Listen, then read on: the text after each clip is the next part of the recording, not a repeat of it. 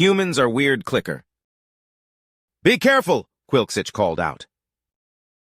Called out too late, he realized sadly as the delicate sample container fell out of his assistant's manipulators, rolled to the edge of the work surface, and teetered for a moment on the edge of the abyss. It caught the diffuse light of the lab one last time and fell over the edge to shatter on the floor. I am sorry, his assistant blurted out. Oh, we only have 2 left after this. I am so sorry. Still your mandibles, Quilkich said, letting his thorax slump to the floor. I should have secured it to the wall. This is my responsibility. His assistant was still keeping his legs tight to his body in a display of stress. Please relax, Quilkich said, reaching over to stroke his assistant's dorsal line. This is just the sort of thing you have to learn to deal with when working on human-sized bases. We will have to clean up the broken shards, his assistant said so quietly, Quilkich barely concealed it. Yes, best do that before the human sees the... Quilkich began. Hey, lil' buddies! A third voice startled them. I heard a crash. Everything okay? I dropped a large sample container, the assistant said, raising his voice so the human could hear him. Ah! The human's face suddenly lit up with pleasure. Quilkich refused to let his legs tighten in irritation. He could sense the confusion in his assistant, but didn't bother explaining. The consequences would become obvious soon enough. Was it one of the ones with the pressure-sensing lids? The human asked eagerly. It was, the assistant confirmed. And you can't use the tops on other containers, right? The human continued. That is true, the assistant said. We will recycle it. Can I have it then? The humans asked. I'll help you clean up the mess. I see no issue with that arrangement, the assistant said eagerly, if you have a use for it. The assistant turned to Quilkich and his mentor waved a manipulator in acceptance. Sweet! The human began to bustle around the room, cleaning up the shattered container. What does he need the pressure sensor for? The assistant asked Quilkich. Ask him yourself, Quilkich suggested as he turned back to his work. I am going to fetch a new container and the securing cables. The assistant approached the edge of the work surface and called out to the human. What are you going to use the pressure sensor for? The assistant asked. The human grinned down at the assistant while dumping the shards into a recycling container. He lifted up the lid. The entire thing fit easily across 2 of the human's fingers. He placed his thumb on the mechanical pressure sensor and depressed it with a loud click. The assistant tilted his head to the side in confusion. The human grinned and began depressing the sensor rapidly. The assistant stared in confusion at the clearly amused human for some time before speaking again. Why are you doing that? He asked. It's fun, the human said brightly. I used to have one of these as a kid. Got it off a drink bottle. Thanks again, little bud. The human strolled out, whistling and followed by a rapid-fire clicking. The assistant turned back to where Quilkich was wrestling the new container into place. Don't ask me, Quilkich said. Now come help me secure this one. Humans are weird pronking. Yeah, my kids back home do that all the time, the human on the screen was saying with a smile. The girls do it more than the boys, though. As you can see, the behavior is near universal in the species, the behavioral anthropologist explained as he paused the video. However, when asked to explain it, he waved his manipulators to indicate the screen as it resumed playing. Why? The human asked, as its face wrinkled with that bizarre, fleshy movement that defined all of the endoskeleton species. I don't know. It's fun, I guess? Fun, Quilkich said. The universal catch answer humans have for all questions beginning in why. Indeed, the behavioral anthropologist agreed. However, I have a working theory that explains it. Quilkich fought the urge to tighten his legs under him in irritation. Why was he here? He was here to offer social support to his fellow anthropologist. The same he expected to receive when he went on about nutrients levels in chicken soup, so he gamely focused on graphs and data his coworker displayed. You have a theory that explains the human behavior of skipping? Quilkich asked politely. The behavioral anthropologist clicked eagerly and summoned 2 more screens. Quilkich watched as the previous screen of one of the younger soldiers on the base moving across the exercise ground. He was neither walking nor running. Instead, he was using every alternating bipedal step to thrust himself up against the pull of the gravity well. Skipping must require a lot of calories, Quilkich observed. A massive expenditure, his coworker agreed.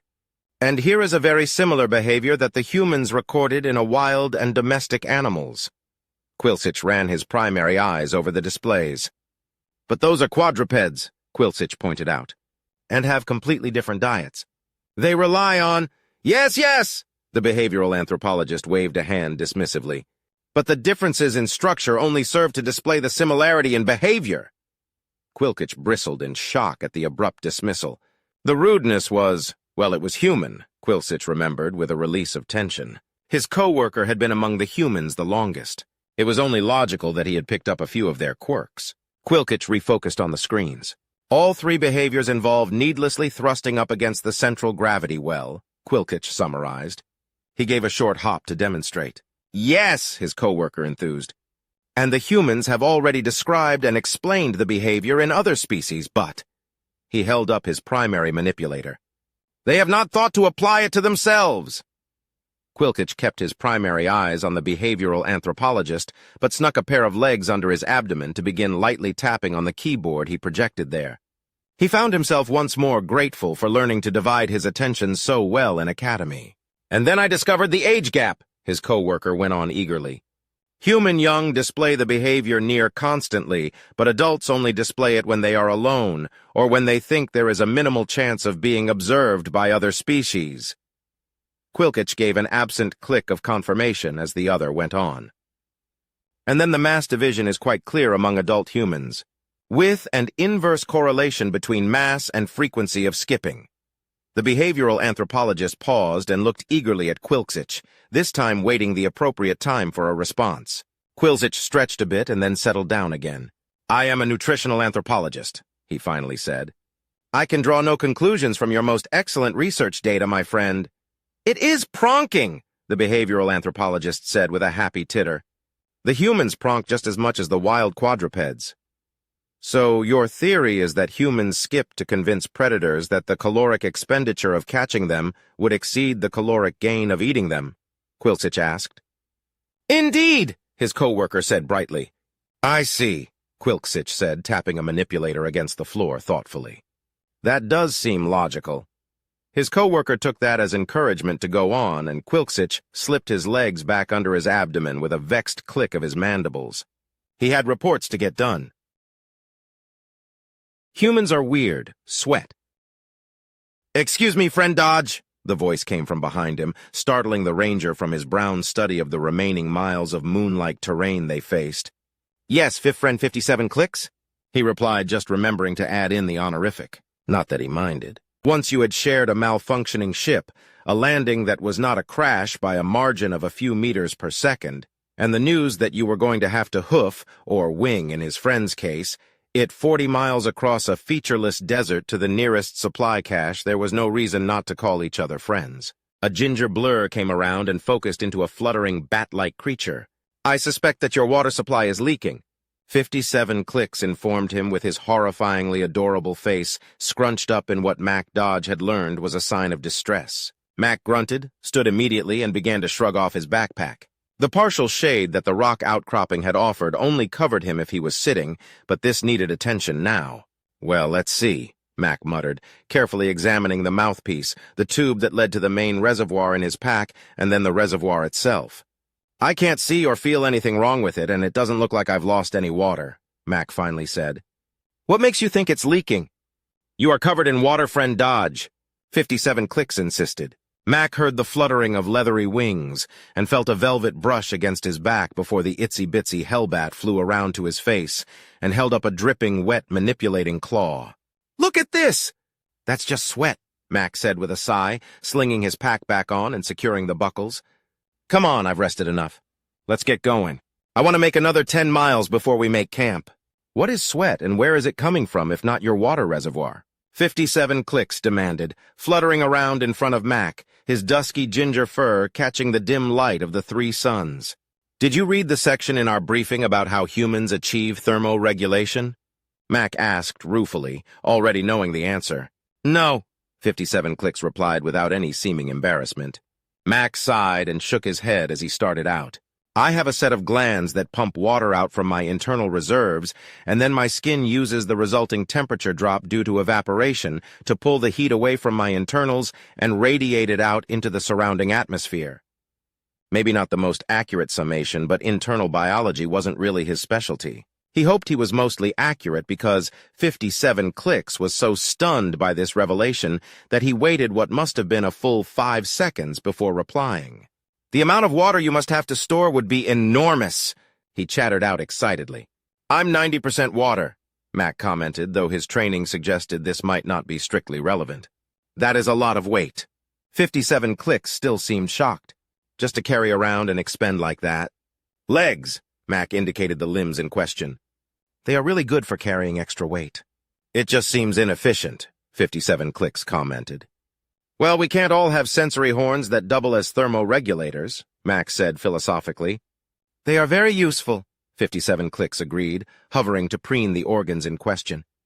His 4, rightly 2.5 sets, marked him as rather young, but they were quite a source of pride to him. Mac grinned and gave a chuckle.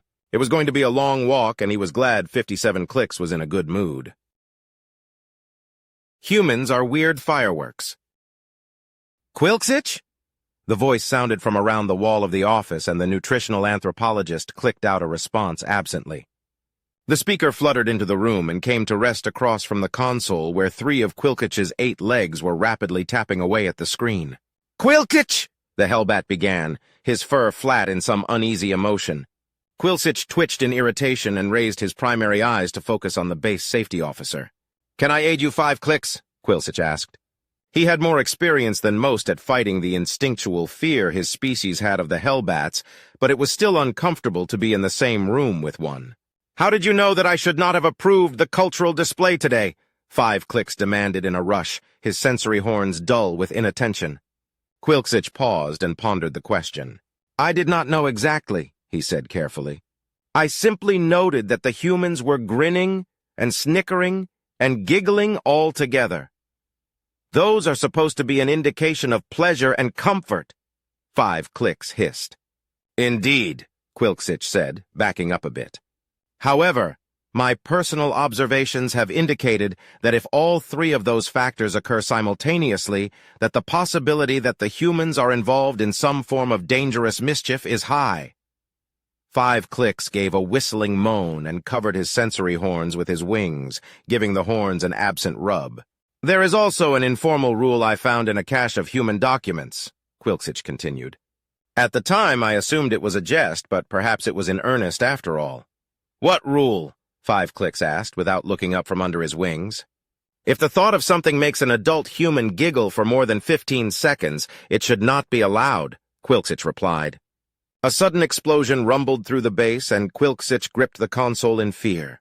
"What did you let them do?" he demanded when 5 clicks didn't respond to the noise with anything other than a full-frame shudder. "Fireworks!" 5 clicks hissed. "They are displaying fireworks,"